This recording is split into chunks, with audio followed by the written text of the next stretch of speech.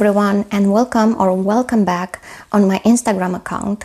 I invite you to subscribe to my YouTube channel Maria Ducuţă and also to like or follow my Facebook page Maria Ducuţă.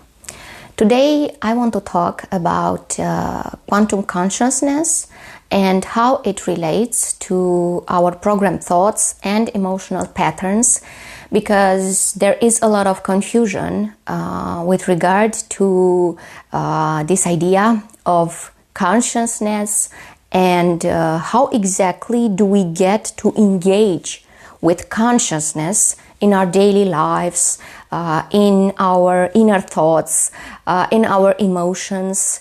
And most of the time we have this incredibly powerful tool, our own consciousness, and we don't get to use it because we block it with fear, with a lot of ancient patterns. And these patterns mean that I do not engage with my consciousness. Instead, I choose to engage with my fear, with my shame, with my guilt, and basically I am disconnected from everything that could save me, that could change my emotional situation right now, that could help me grow, because I am not connected to this consciousness. Consciousness, it's a word that has several meanings, and if we research it a bit, we will have different definitions depending on our standpoint. Namely, it could be from a philosophical point of view, from a psychological point of view, and so it really means something different depending on your perspective. But here today we will use consciousness as a term coined to define all our emotional, mental aspects that are encompassed in our being, and everything that gets to stay alive after our earthly death. Basically, whatever is left after our bodies are not functioning anymore, and whatever it still continues to exist. And this consciousness, it's actually all the information that I have gathered throughout my lifetime, and that actually represents who I am. I am a part of this consciousness, but consciousness, it's not always a part of me, in the sense that whatever I am not aware of, it's not changing my life. It's not a part of me. So yes, during this lifetime, I am a human being. That, of course, is sheltering this consciousness. But at the same time, consciousness, it's something that comprises everything that I am. Consciousness, it's all my emotions, all my thoughts, all the energy I am receiving and I am putting out in the universe through everything that I do. This form of consciousness, it's like a huge computer that gets to store everything I say, everything I think, everything I feel. And there is no separate point of view in consciousness, because everything, thoughts, emotions, actions, have an effect upon consciousness, but at the same time, they are deriving from my consciousness. So we can say that everything, it's a form of consciousness, but not all consciousness, it's manifested during my lifetime. For example, we are all human beings, but not all human beings understand, develop, and observe their own consciousness. Basically, it's something that you have inside yourself. But if you don't choose to pursue it actively by observing your behavior, by trying to heal your wounds, by seeing which shadow aspects of your personality need to be healed, you can live aside of your own consciousness. This, however, does not mean that you will not be influenced by your consciousness and that your consciousness will not store all the information that you have accumulated, that you have engaged with during your lifetime. Even when I am not aware of my own consciousness, it never ceases to gather together information, to put together future events in my own life that I experience later, and at times I'm incredibly surprised by things that I myself have put together through the way in which I have previously accessed my own consciousness. Consciousness refers to, of course, observing, being aware, being engaged with your own life, and it is something incredibly sensitive to my traumas, to my fears. And it's incredibly sensitive to my changing flow of emotions and of thoughts, because I can be right now at the highest peak of my developing consciousness. I can work with myself, I can do spiritual classes, I can be incredibly put together from a spiritual point of view. And then, from a second, I am at my lowest. I am crippled with fear. I am doubting myself and I am wondering, where did all that wisdom go? Where is it, that wisdom? Is it lost? Because I am in deep fear. And then all of a sudden, I experience a very calm situation. And I'm wondering, what is it? So yes, consciousness goes through different states during my lifetime and even during the day. This is, of course, according to many different factors. And these factors could be my mood swings, my social environment, my own thoughts. An event that triggers an old fear could make me sink deeply into my old traumas, and I am not connected at all to my consciousness. We think that this lifetime, it's something that you need to have, that you need to possess certain things, that you need to do things. Whereas everything that you have, it's only useful if you use it to grow your consciousness and to be. And this state of being requires so much attention and so much work. At times it's exhausting because you are your own experiment. You are your own observer. You are your own creator. And at times this form of consciousness gets to be tricky. And you have this feeling that nothing of what you could ever do, it's enough. But in fact, everything, it's more than enough. Because everything that you think, feel, fear, love, it's a manifestation of your own consciousness. And basically, every person that we meet in our lifetime, it's an evolutionary stage of our own consciousness. And we observe this person. But actually, we are observing ourselves in a certain stage of our lives. We are angry at that person. We are sad with that person. We have fear towards him or her. Actually, we are experiencing a part of ourselves that has either been denied, that has either been hidden from our conscious mind.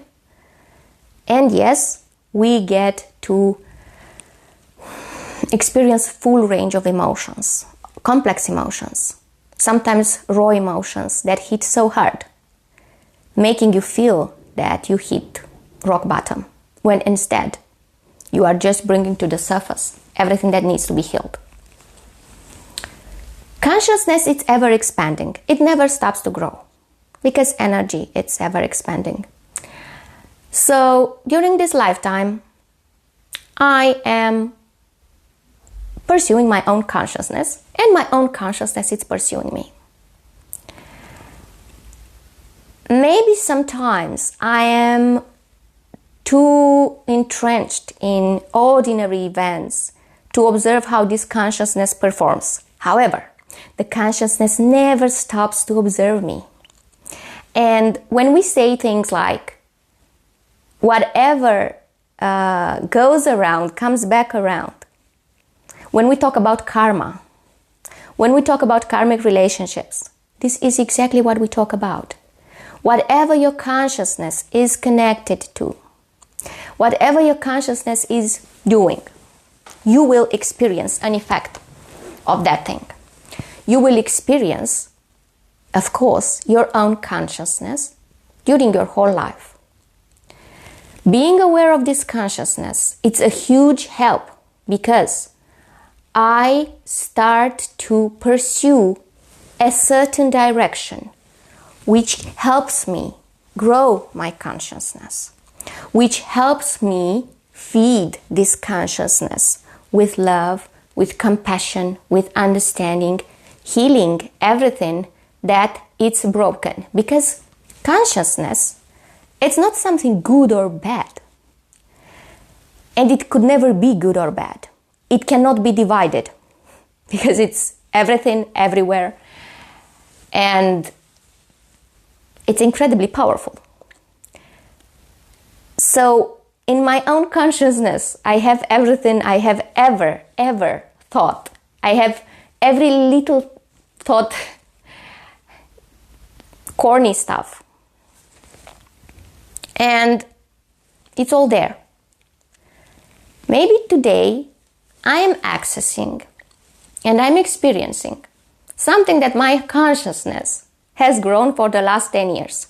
And today is that day when I have an event, a clear manifestation of my consciousness through an observable fact.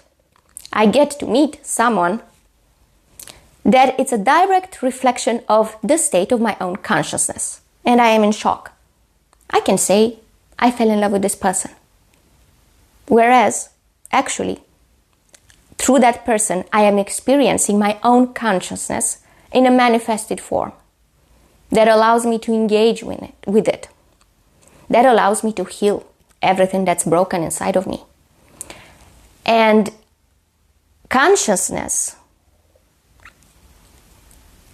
comprehends subconscious mind and conscious mind.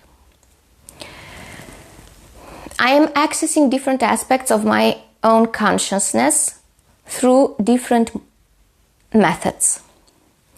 And these methods are, more clearly to state them, emotional patterns and programmed beliefs. Emotional patterns are all my ways of showing my feelings to others, of loving other people, of receiving love, of interacting with any feelings that I have. And programmed beliefs are all the beliefs that I have about myself, about others, about society, about all the things that I can do, all the things I cannot do, everything. We are operating on a system of beliefs every day of our lives. Sometimes these beliefs are not in accordance with who we are. They are some borrowed beliefs. They are something that I have been told. They are something that I have been taught by my family, by my school, by my society. And I experience deep pain, deep sorrow. I cannot move forward.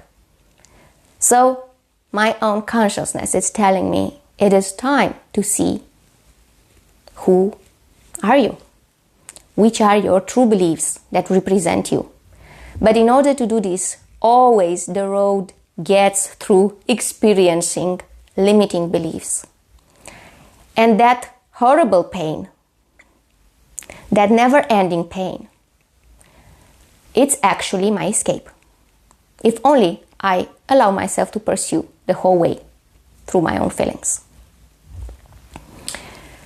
Consciousness, it's a gift, but at the same time, it's a curse too if you do not engage with it.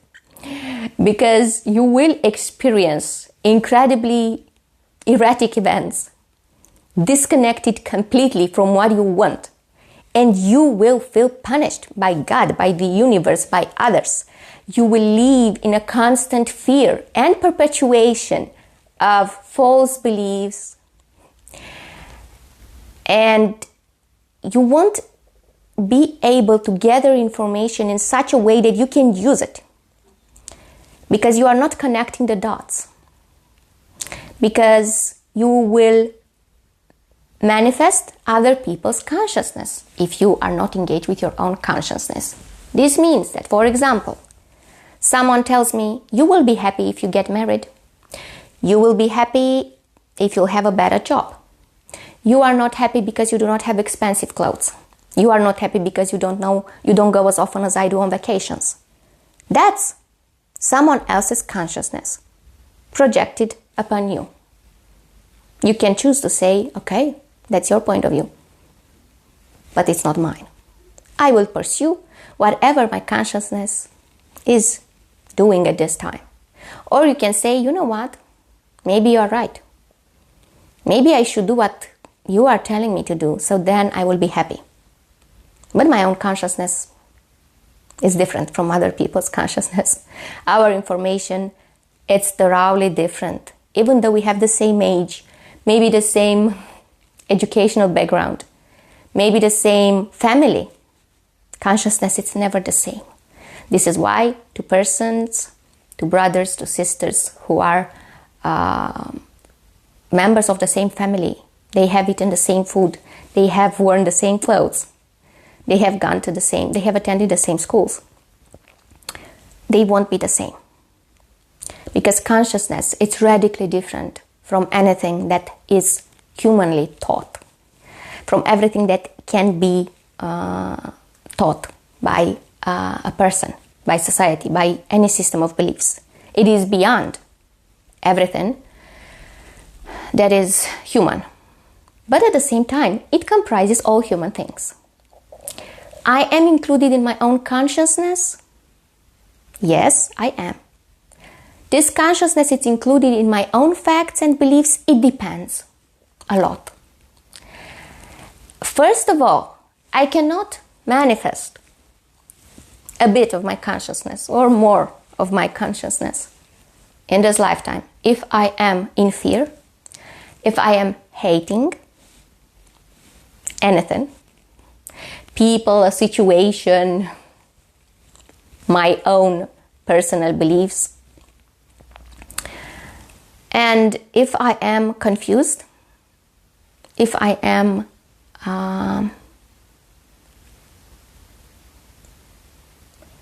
stealing from other people, it could be anything from physical things to personal joy.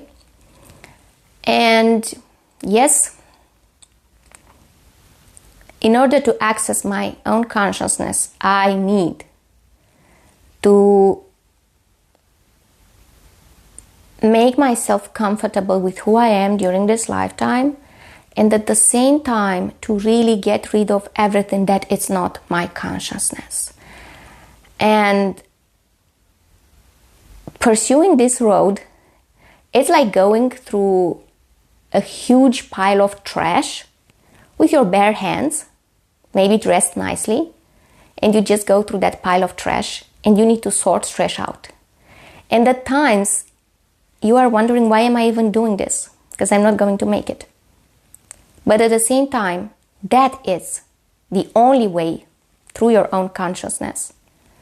You need to pursue everything that it's not you. You need to get rid of everything that it's conditioned belief, that it's broken emotional pattern, that it's unhealed emotions. And you will go through it and you will experience it, so you can finally experience yourself. Experiencing your own consciousness, it's truly a gift, because that is a state of permanent joy, even through negative events. And yes, as human beings, this is our goal, to attain this emotional state of being connected to our consciousness and exploring it at all times, not only when it is convenient to us. Some people say, I want to grow from an emotional, spiritual point of view.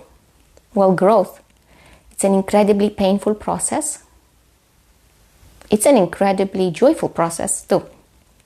But you need to know and you need to understand that it will take your whole lifetime to find your purpose. And everything, absolutely everything matters. There is no an important event. There is no random thought. Everything is incredibly well organized by your consciousness. And whatever you are observing, it is observing you. This is not only quantum physics, but this is also a natural thing, because everything is energy. So whenever I am engaging with something, by offering it my attention, that something in some way or another responds. If I'm gazing at a person for 10 minutes, for 15 minutes, that person will eventually have a reaction and will observe me. And his own observation will change my behavior towards him or her. I may choose to engage in a conversation, I may choose to run away, I may choose to hide. But yes, my observation projected onto that person will eventually lead to a reaction, and that reaction will change my own observation too. We are engaging with our own consciousness when we are observing what we do, when we are observing our mental patterns, when we are choosing love over hate, when we are choosing calm over anger, when we are choosing to lose something that we want, but that it's not healthy for us. We are engaging with our own consciousness when we exit a toxic relationship. We are healing our consciousness when we tap into our true being and we are honest with ourselves. And honesty, it's a form of accessing your own consciousness.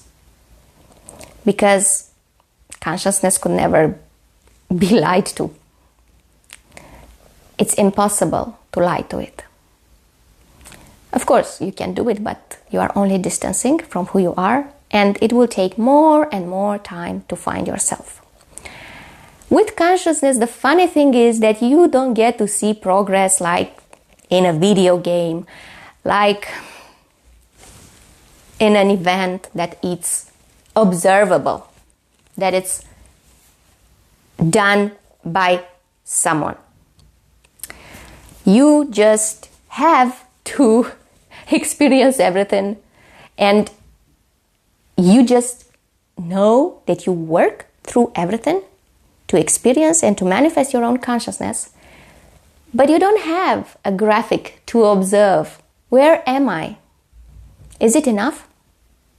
Am I doing enough? You don't know if you're doing enough, but you have to do something, that's for sure. This is why you are alive.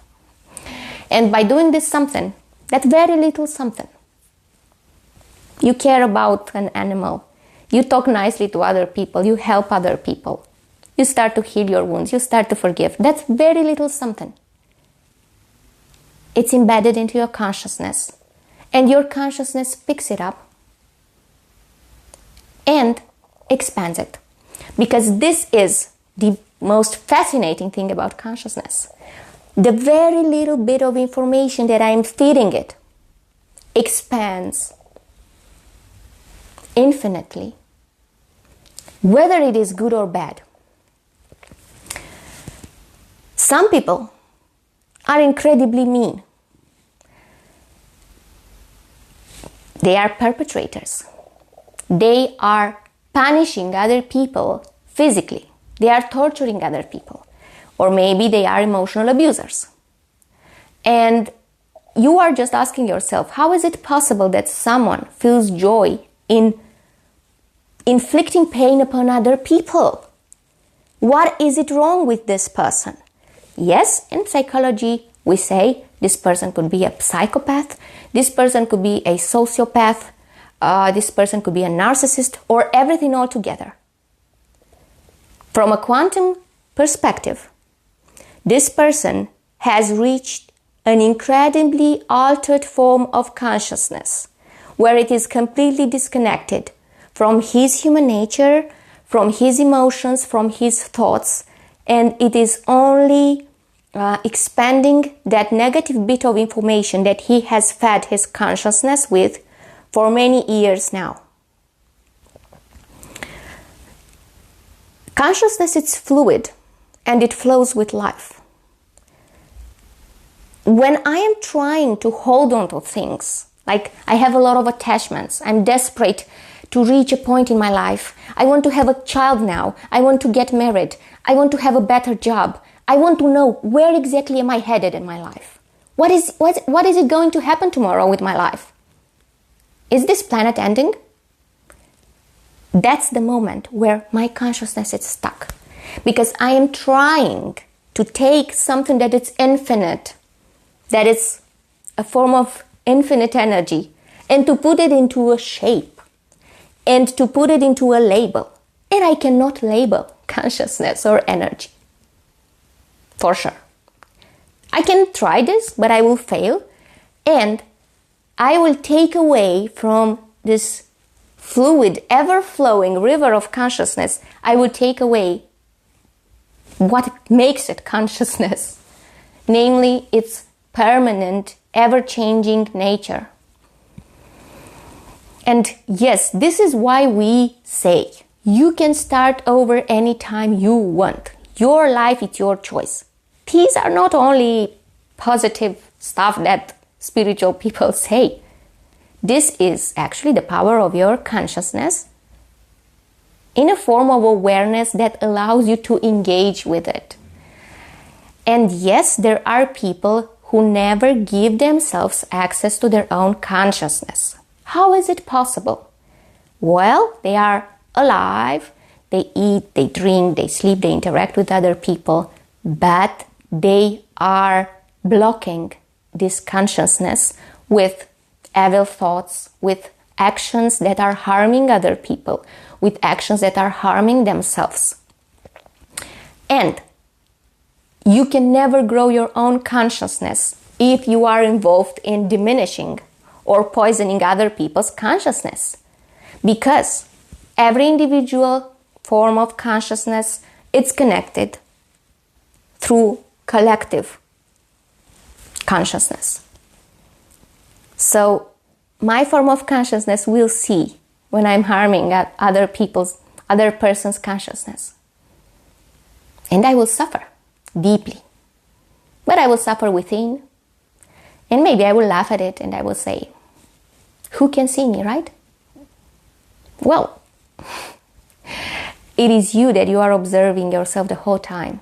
And during this lifetime, we have this feeling that nothing truly extraordinary happens to us. You are just doing the same thing over and over again. And maybe you don't get enough, recognition from other people. Maybe you haven't met the love of your life. Maybe you feel that something is missing from your life and you are waiting. You are saying, God, can you please put something exceptional in my life right now so that I know that what I'm doing is worthy, so that I know that I'm on the right path, so that I feel alive? Well, at that point, you are not missing anything extraordinary except the connection with your own consciousness. And yes, being disconnected from it, it is like being disconnected from everything. And you are right. You are disconnected from the purpose of your life. You are disconnected from everything that makes your life worth living. So that is the point where we turn ourselves within. And we start to understand that we are living as extraordinary as we are connected with our own consciousness. However, it is funny that getting old, we start to get younger from a spiritual point of view, and we don't care so much what other people think, and we don't care so much if we are judged, and we start to have confidence, and we start to put aside those little things that bug us and make us angry with our flaws. And why is it so? Because I am tapping deeper into my own consciousness, and I'm starting to see things from the right angle, from the right perspective. When I am a little worm in the mud, I am believing what I'm feeling there. I am believing what the mud is telling me. I am believing the feelings and the thoughts that being underground I get to experience. But when I'm on the surface and I have the full perspective, everything changes. So yes, from one point of view, it is normal to believe what I'm feeling from my own stage of consciousness right now. Of course, I cannot be outside it. But on the other hand, I must know and I must be aware of the fact that this consciousness has to grow. And that at times, I do not have to do anything specifically to grow it. I say, okay, starting today, I will start to grow my consciousness. Let's see what I need to plant right now. No, it is more about taking away whatever is preventing me from accessing my own consciousness. It is more about putting aside things than trying to bring things into my life. Because putting aside fear, it's naturally giving me peace. Putting aside hate, it's naturally allowing me to receive love. And everything that I take away from my life that is not encouraging me, helping me, growing me, it's actually a chance that I give to myself to experience the opposite of that negative feeling. And from that point, my consciousness will grow exactly what I am feeding it.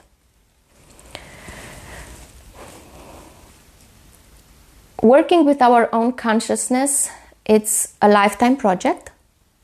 It's the biggest, hardest project that we will ever be involved with. It is totally worth it. And I will see that my consciousness is growing.